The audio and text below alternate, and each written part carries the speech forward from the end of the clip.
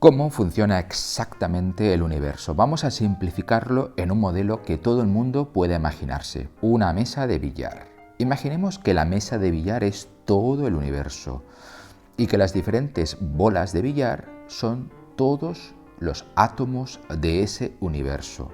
Ahora imaginemos que todas esas bolas, miles de millones de bolas, están todas juntitas, como cuando vamos a empezar la partida que las introducimos todas en un triángulo, ¿de acuerdo? Ahora imaginemos que cojo una bola, cojo el taco y doy una gran tacada contra ese montón de bolas.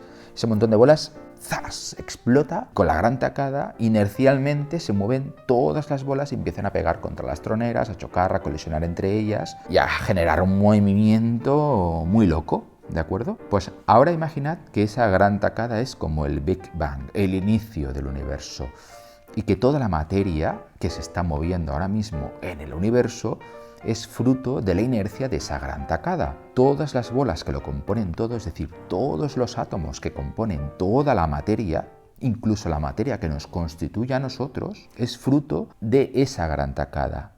Y todo se está moviendo no por una magia infusa, no por una ciencia infusa o extraña, simplemente por esa fuerza inercial. Si eso es así, cabe preguntarse si esas bolas de billar están vivas. Cabe preguntarse si esas bolas pueden decidir qué hacer, si pueden decidir, por ejemplo, cambiar de trayectoria o no colisionar con aquella que viene o evitar la tronera. Cabe preguntarse si un grupo de esas bolas, si se une y se cree de algún modo viva, consciente o con libre albedrío. Cabe preguntarse si a su vez ese grupo de bolas podría decidir sobre su propio destino y evitar la inercia de esa gran tacada. Bien, pues esta es la gran pregunta sobre el determinismo.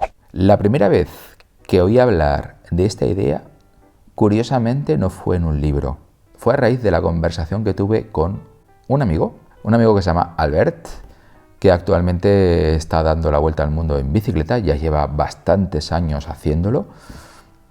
Y hace ya bastantes años, teníamos 18, 19 años, Albert me planteó la gran teoría. La teoría de que realmente si todo estaba regido por leyes inflexibles, por leyes fijas, por leyes matemáticamente precisas, entonces la libertad era una entelequia.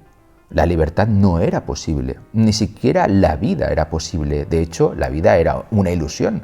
No estaríamos vivos, sino que todo lo que estuviéramos haciendo, todos los movimientos, los pensamientos, las palabras, incluso este mismo vídeo, todo sería fruto de la interacción de esas leyes. Con lo cual, la vida distaría mucho de ser lo que creemos que es.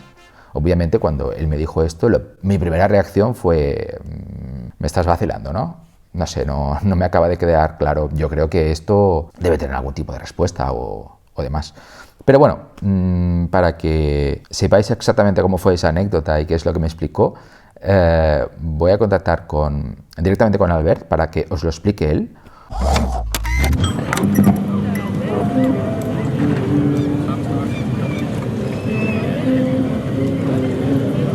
Bueno, Albert, he contactado contigo porque, como he dicho, yo creo que eres hoy por hoy la persona más iconoclasta que conozco, la que ha roto más lo que uno esperaría que hiciera alguien en el futuro. Es decir, eres una persona indeterminada para mí, en muchos sentidos, y aún así eres tú, como dije antes, quien me introdujo por primera vez la idea de que posiblemente todo está determinado, ¿no? Entonces me gustaría que explicaras cómo nació esta idea en ti, en primer lugar, y cómo reaccionaron porque recuerdo que eso lo contaste a profesores, cómo reaccionaron esos profesores cuando le contaste esta idea. Parezco el máximo representante del libre albedrío en la Tierra. Del LHC aquí. Hola, hago movimientos extraños, nadie los puede determinar. Bueno, un poco sí, porque es al viajar así sin rumbo, sin día, sin saber dónde voy a dormir cada día, qué más impredecible que eso, ¿no? Claro. Sí, me acuerdo que Que claro, al principio, ya ves, ahora ya da un poco de vergüenza contarlo porque sabemos que ya existe A ver, total, pero esto por supuesto son ideas de adolescentes que tuvimos, adolescente, conversaciones de adolescentes muy ridículas claro, y ahora empezamos a entender un poco y hemos profundizado, pero en aquel entonces, vamos, nos creíamos como que habíamos descubierto sí, una sí, nueva ley que nadie se había dado claro, cuenta claro. de ella y en el fondo no era Yo así. hasta me paranoié con patentarlo, de patentar una idea, Eso, ¿cómo es? Empecé a preguntar, pero el bueno, Nobel, y el me acuerdo, Nobel. aparte de la profesora de física que era catedrática, recuerdo, antes lo había cotejado con Miguel, mi colega, que él era mucho más aplicado, después de hecho hizo química industrial, bueno, era muy aficionado y también se quedó, hostia, pues sí, tal, tal. Claro, era simplemente una capa de conocimiento que no habíamos llegado por ser eso, como estudiantes, adolescentes y tal, pero me acuerdo de la reacción de la profesora como al principio me tiró un par como de defensas, no, pero tal, y la cuántica, no, no sé qué me dijo, y no me acuerdo exactamente el enroque que le hice o el jaque mate. Me dijo, ay, pues qué triste sería, ¿no? Si es así. Entonces me quedé, no, bueno, me quedé, no, me acuerdo que nos miramos con Miguel así en plan, entonces es verdad, ¿no? O sea, está determinado y no hay ningún fallo en esto y tal. Pero ¿cómo Pero es llegaste a mucho esta más idea? ¿Te complejo. acuerdas de cómo llegaste exactamente a esta idea Sí, o no, quién te la pensaba que te dijo o acordabas si de la esto leíste? porque No, no me acuerdo. fue muy peliculero en el Sábanas con Chinchetas, aquel programa de radio que nos unió, me acuerdo que se acababa a las 6 de la madrugada, Sí. exactamente, y yo estaba como en vigilia, así medio dormido tal, y me acuerdo que miré el despertador reloj, esos típicos de los números grandes, del día de la marmota, cómo cambiaba de las 5:59 a 6. Y eso provocó mira, ahora va a pasar esto sí o sí, ta, ta, ta, y pensé, hostia, si hago un zoom a la materia y a los átomos, a partir de esa base, ¿no? Como empezamos a leer cosillas y de ese tema, y ahí dije, coño, entonces está todo determinado, si yo lo puedo calcular. Mm. Además me acuerdo por esa profesora que era muy guay, que yo estaba como muy metidito y me gustaba, y era de esa edad que empiezas a ver ya no cómo funciona la física y los átomos, sino también las células, las mitocondrias, y entonces dices, hostia, esto es un reloj, ¿no? Y ahí hicimos Claro. Notas que ese está salto como todo loco. organizado y todo depende de todo y Claro, dices, sí, aquí bueno, cómo puede introducirse el libre albedrío, ¿no? claro. ¿En qué momento yo le mando una orden a algo para que todo eso yo lo elige para aquí o para allá? No, soy producto de toda esa mega... Me acuerdo que cuando me lo contaste por primera vez, de hecho, estamos en un Kentucky Fried Chicken, fíjate, de eso me acuerdo, de ese dato. terrible. De todo lo demás, no. No era en Baker Café ahí No, elegantes no, no, ahí. no. Tengo que contarte Todavía no me algo. los plebeyos. Y recuerdo que me lo contaste y mi reacción en un principio fue rechazarlo. En plan, bueno, no puede ser, te estás equivocando en algo, estamos siendo muy naif, seguramente es mucho más complicado de lo que parece y tal. Y sin embargo, luego recuerdo que empezamos a coger libros de la biblioteca, a comprar libros de física y empezamos a descubrir que realmente era una teoría bastante asentada, que muchos físicos estaban dándole vueltas a nivel filosófico y a nivel físico y nos sentimos súper especiales de haber llegado por un camino no ortodoxo o no académico Claro. a unas conclusiones que llevaban, pues yo creo que 150 años discutiéndose, ¿no? En el campo de la Sí, física. sí, sí, ahí empezó ya como una fase 2 pro, que estaba el determinismo clásico, el neodeterminismo, Penrose buscándole en los micros, me acuerdo de la mente del emperador de Penrose, y bueno, Sí, mil libros que nos miramos. De ahí ya vino el bosón de Higgs, el ATGU y sí, las bueno, el gran batallas mentales colisionador de galácticas. hadrones, el EHC, que para nosotros era como una especie de catedral casi al que tenemos que ir a rezar y que por aquel entonces estaban intentando hacer el experimento, ¿no? Llevar a cabo el experimento para encontrar el bosón de Higgs. Ujú. Y el día que lo encontraron, nosotros ya, bueno, ya está. Esto es la prueba irrefutable de que todo está conectado con todo, las cuatro leyes fundamentales del universo se pueden hacer en una y supersimetría, Pero con lo no. cual no somos libres, estamos muertos. Sí, claro, claro. Sí, Bueno, sí. y ya la última pregunta, antes de dejarte vivir esta vida determinada. Que no lo eh, parece, ahora estoy aquí atrapado en una casa y este es un nómada, ¿qué va? Si está aquí en un ¿Verdad? Ahora con piso. el coronavirus no hay mucha Se libertad. Hay acabó. menos libertad de la que había. Bicicleta estática y ya está. Sí. Pues la última pregunta sería esa. ¿Tú en tu día a día, este conocimiento, estas conclusiones, Ujú. te influyen en algo o tú vives la vida perfectamente normal como lo haría una persona que no sabe de este tema? Claro, claro, es totalmente. Al principio sí que hubo un poco de paranoia, ya por la propia adolescencia, pero no, no, por supuesto, es una discusión a nivel filosófico o bueno, de un tema al que tirar del hilo a nivel de conocimiento, pero una idea, obviamente, yo creo que mando yo. Ahí O sea, el que señor, podemos... el viejito aquel de Érase una vez la vida, ahí sentado, Ah, ¿no? Tit, tit. Esa es mi conciencia y mi yo que está diciendo, no, vamos aquí, vamos a acampar allá. No, me gusta esta canción, la otra no. Pero bueno, es normal, claro, estamos pero hechos para eso. ¿te pasa a lo mejor que en algún momento crítico de tu vida o una situación muy dolorosa o una mala decisión por tu parte, al final acabas un poco recurriendo a esa salvación, de decir, bueno, en el fondo, ya ves tú, todos son átomos, no estamos ni vivos y es Claro, un poco la inercia de la vida. un Sí, poquito de ¿no? eso hay, claro, claro. Puede ser que haya ese as, pero no es completo, no es una carga de, todo era, esto en el fondo tenía que pasar, sino como una pastillita, un comodín ahí que te ayuda, que es positivo quizá, ¿no? Una El hecho de religión decir, casi, bueno, ¿no? mira, esto sí, es, esto es, estaba así, tenía que pasar, bueno, en momentos durísimos, muerte de alguien, no sé qué. Bueno, tú, es que es una de las explicaciones o una de las cartas que pueden decir, te pueden consolar a nivel de, bueno, es que no había nada que tú pudieses elegir de otra manera en aquel momento y fue así o Claro. no. Y es lo que hay. Ujú.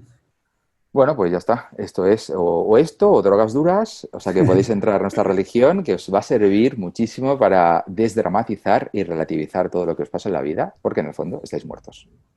Te parece un buen resumen, ¿no? Sí, claro, es verdad. Perfecto. Bueno, a ver, pues te dejo que sigas con tu vida determinada. Yo Algún seguiré con la movimiento mía. inesperado para cambiar Eso todo es. el futuro. Esto no se lo esperaba y ahora he generado, es el aleteo de mariposa freak que Bueno, genera pues la como os dije, tormenta. podéis ver las aventuras de Albert determinadas a través de Vidaje. Ah, Tiene un sí. documental muy chulo que bueno, está cosechando muchos éxitos y está ganando premios. Está guay. Y estás preparando el segundo. Estoy en Así que pleno. atentos a su Generando canal. la determinación, estoy escribiendo todo el ADN de la segunda parte, así que estará todo determinado lo que voy a contar ahí. Genial, pues estaremos atentos. Venga, un Venga, abrazote. Albert, que vaya bien. Chao. Ni un crédito elixir donde enloquecen las miradas. Y es un sudoku elegir.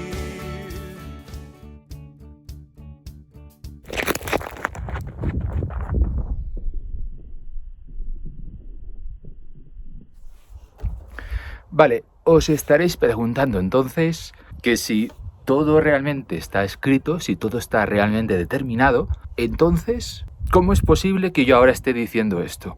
¿Cómo es posible que yo ahora esté grabando este vídeo aproximadamente a unos 2.300 metros de altura? Me falta hasta el aire. Tengo mal de altura. ¿Realmente todo esto estaba escrito también? ¿Estaba escrito que yo iba a decir todo esto que estoy diciendo ahora? ¿Estaba escrito que yo os iba a contar que estaba escrito? ¿No es acaso esto una especie de paradoja? ¿No es acaso esto un nudo gordiano, una serpiente de Ouroboros? Pues sí, o no, porque que esté escrito no significa más que está escrito. No significa nada más que eso.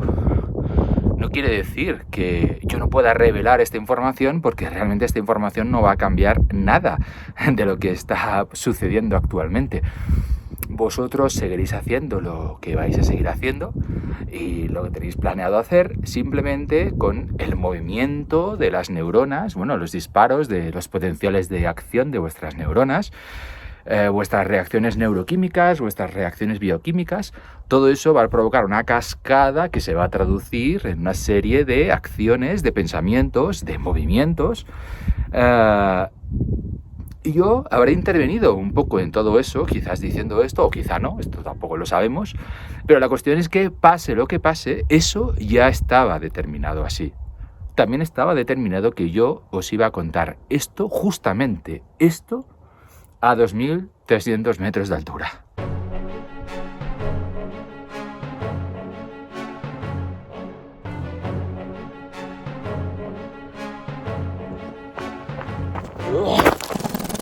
Sé que tu primera reacción va a ser: no, todo no está determinado. No puede ser que todo sea inflexible, que todo sea inamovible. No puede ser. Hagamos una prueba.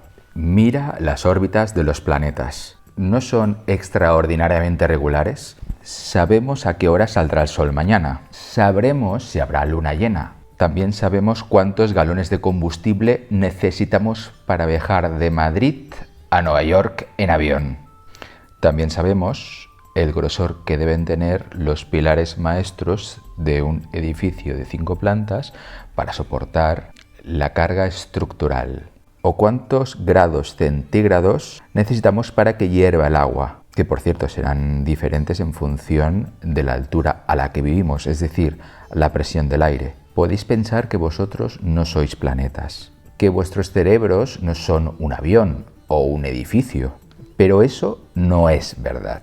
Físicamente son la misma cosa, la única cosa en la que difieren es en sus propiedades. Todas las cosas están hechas de los mismos átomos, de los mismos ladrillos que constituyen la levadura del pan, los aviones, los pilares maestros, las órbitas de los planetas. De hecho, estamos hechos básicamente de agua. Todos nosotros somos una pequeña parte de un todo. Si podemos predecir lo que va a pasar, si podemos observar que las leyes son inflexibles en todas las cosas que nos rodean, lo lógico es pensar que esas leyes también sean inflexibles con todos los átomos que nos constituyen y también con los átomos que constituyen nuestro cerebro, nuestros pensamientos, nuestro libre albedrío. Si os fijáis, lo que estamos diciendo es bastante evidente, que vivimos en un mundo regido por leyes físicas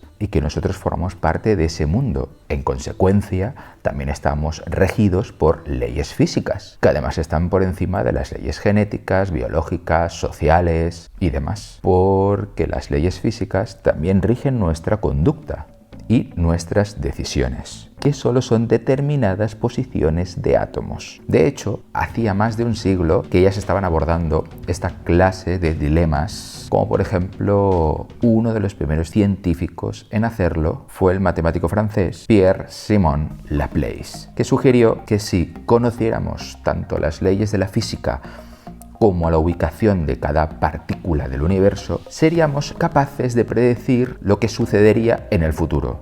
Todo esto ya se propuso en el siglo XIX. Evidentemente las cosas eran mucho más sencillas antes que ahora, porque el razonamiento de Laplace no tiene en cuenta el descubrimiento de unos años más tarde del matemático Henri Poincaré respecto al problema de los 3 cuerpos. Por cierto, si queréis alucinar con este asunto, nada como leer la trilogía de El problema de los 3 cuerpos, seguramente la novela de ciencia ficción china que más lo está petando ahora mismo. Y si tenéis paciencia, seguramente habrá adaptación cinematográfica o en forma de serie.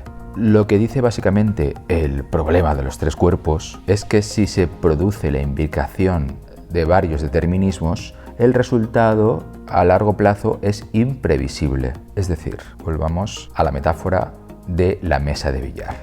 Si hay 2 bolas en la mesa de billar, es muy fácil predecir lo que sucederá cuando golpeemos una bola contra la otra. Pero si por ejemplo hay 3, la complejidad es tan enorme, todo está dependiendo de tantas variables mínimas que resulta imposible predecir nada. Es decir, que estamos entrando en ese conjunto de los fenómenos llamados caóticos, es decir, aquellos cuyo desarrollo depende estrechamente de sus condiciones iniciales. Y como nuestro conocimiento de estas condiciones de partida es limitada, nuestra capacidad de predicción a largo plazo también tiene un límite. ¿Qué significa que no tenemos precisión en las condiciones iniciales? Pues básicamente que para conocer realmente las condiciones iniciales con verdadera exactitud, tenemos que conocer la posición, la velocidad y la energía de todas las partículas que estamos gestionando. Pero el problema es que hemos descubierto que no se pueden conocer, que a medida que conocemos más, por ejemplo, la posición de una partícula, desconocemos su velocidad o su energía, o a medida que conocemos más su velocidad, desconocemos más su posición o su energía y así sucesivamente. Esto es lo que define la mecánica cuántica. Si bien a nivel macroscópico parece que sí que podemos saber dónde están las cosas, podemos determinar con precisión cómo son las cosas, a nivel microscópico las partículas no se rigen por leyes que nosotros podamos medir. De ahí nace el llamado principio de indeterminación de Heisenberg. ¿Significa entonces que somos libres y que existe libre albedrío? No. Lo que significa es que no podemos calcular, no podemos determinar las condiciones iniciales, con lo cual no podemos predecir lo que va a pasar. Pero que no sea algo computable no significa necesariamente que no esté determinado igualmente, sino que simplemente no tenemos las herramientas de computación o de observación lo suficientemente potentes. Es decir, que existe mucha más indeterminación en el universo de lo que suponía Laplace. Pero a efectos prácticos, esto no nos dice nada sobre el libre albedrío, porque los efectos cuánticos solo ocurren en el nivel más pequeño de las cosas. Y la mayoría de los objetos del mundo sí que se comportan como si estuvieran estrictamente determinados por leyes inflexibles, como consideraba Laplace. Es decir, que al final resultaría igualmente que nuestros aparentes actos libres en realidad no lo son, sino que somos autómatas. Y no basta con considerar que sería muy triste o muy desazonante que fuera así. El libre albedrío sencillamente propone que somos capaces de escapar de la cadena causal a nivel físico de todo el sistema, es decir, de todo el universo. Y realmente eso me parece bastante fantasioso. ¿Por qué el ser humano iba a ser distinto de todo lo demás? ¿Por qué nosotros íbamos a poder violar y contravenir las leyes que lo rigen todo? La vida no es más que un proceso. Y el libre albedrío, una ilusión cognitiva. Para que veáis que esto tan loco que acabamos de explicar ha sido ya recogido por algunas ficciones y que son ideas que incluso se han utilizado para escribir ficción, para escribir historias, normalmente de ciencia ficción, os voy a recomendar a las más importantes. La última ha sido Debs, una serie de HBO, que va precisamente de una forma muy clara sobre este tema. Yo creo que Debs, de Alex Garland, es la ficción televisiva que más se acerca a estos planteamientos y más se acerca a esta reflexión. De hecho, trata básicamente, sin hacer demasiados spoilers, de la concepción de un ordenador cuántico que es capaz de calcular el movimiento de todas las partículas. Con lo cual puede saber lo que va a suceder en el momento siguiente, pero también en el momento anterior. Es decir, que de algún modo pueden ver el pasado, cosas del pasado de las cuales no tenemos ningún tipo de registro, y también cosas que van a pasar en el futuro. Y la serie, bueno, tiene diálogos muy interesantes y planteamientos muy interesantes sobre lo que es el libre albedrío y cómo podríamos violarlo de algún modo. Luego, en ficción cinematográfica, quizás La llegada es lo que más se acerca a este planteamiento, porque habla de unos alienígenas que son capaces de ver 4 dimensiones, es decir, son capaces de percibir la 4ª dimensión tal y como lo es, como una especie de flujo continuo y estático, con lo cual para ellos no existe el pasado, el presente y el futuro, sino que todo ello es una especie de círculo concéntrico. Así que ellos ya saben todo lo que va a pasar, y todo lo que ha pasado, y todo lo que pasará, y etcétera, etcétera. Y para ellos, de hecho, les parece como extraño que los seres humanos no puedan conocer su futuro, no sepan lo que van a hacer. Evidentemente los humanos opinan que conocer el futuro es estar atado de pies y manos, no es estar vivo, pero para los alienígenas es justo lo contrario. La vida, en ese sentido, cuando sabes todo lo que va a pasar, es como cuando ves una película que ya has visto muchas veces. Ya sabes lo que va a pasar, pero el hecho de verla una y otra vez y conocer todo lo que va a suceder te hace apreciarlo de una manera pues diferente, fijándote en otros aspectos, en otros detalles. Incluso la película ejerce sobre ti cierta familiaridad y te sientes un poco recogido y tranquilo y sabes que todo lo que va a pasar pues tampoco es responsabilidad tuya. Estás simplemente disfrutando del viaje, como en un parque de atracciones, como si viajaras en un tren que sigue unas vías férreas fijas e inmutables. Eso no te permite que haya libertad sobre tus actos, pero también te evita que haya riesgos, que haya peligros, que haya imponderables, que haya sorpresas, y vives la vida tranquilo, familiar, como si estuvieses en casa, como si estuvieras en la cama, tranquilamente. Y los alienígenas opinan que esta manera de vivir es la óptima y la nuestra es una auténtica locura, además de que es falsa, evidentemente. La película esto lo trata de manera bastante tangencial. Si queréis profundizar más en estos temas, os recomiendo que os leáis la novela corta en la cual está basada la película, que es La historia de tu vida, de Ted Chiang, una obra magnífica, impresionante. Bueno, y después de toda esta matraca que os he dado sobre que estáis muertos y no hay libertad y todo está determinado, nada como acabar este vídeo tan largo y tan deprimente en algunos aspectos con estas imágenes inspiradoras de Vidaje. Lo recordamos, es el documental de Albert Sanz, con el que hemos hablado anteriormente precisamente sobre algo deprimente como es el determinismo, y él nos ha demostrado que a pesar de todo puedes tener una vida excitante, vibrante, interesante y hasta cierto punto, ¿por qué no?, indeterminada. Nos vemos a la próxima y si te ha gustado este vídeo, dale a like, suscríbete, dale a la campanita, comparte el vídeo, recomienda Baker Café y en fin. Y si no lo haces, entenderé que es simplemente porque estás plegado a las leyes de la física. La trinchera de un amor. Soy un pésimo optimista por las venas de Babilón, donde las putas son palabras y charlar es discutir, los pintalabios son